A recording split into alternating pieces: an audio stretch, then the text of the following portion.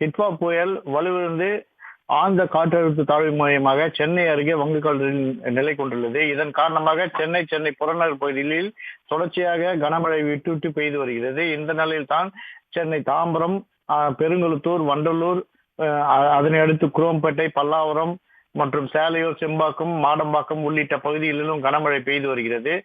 இதனால் தாம்பரம் ஜிஎஸ்டி சாலையில் கடும் போக்குவரத்து நெரிசல் ஏற்பட்டுள்ளது.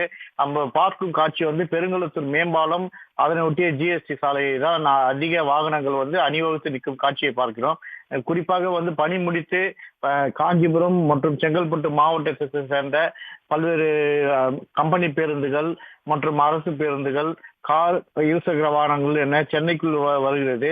இதனால் மேம்பாலத்திலிருந்து இறங்கும் வாகனங்களையும் சரி, ஜிஎஸ்டி சாலையில் வரும் வாகனங்களையும் போக்குவரத்து போலீசார் இருவரையும் தடுத்து ஒன்றன் பின் ஒன்றாக சீர்படுத்தி அனுப்பி வருகிறார்கள். இதனால் அங்கு கடும் போக்குவரத்து நெரிசல் ஏற்பட்ட நிலையில் போக்குவரத்து போலீசார் சீர்படுத்தி வருகிறார்கள்.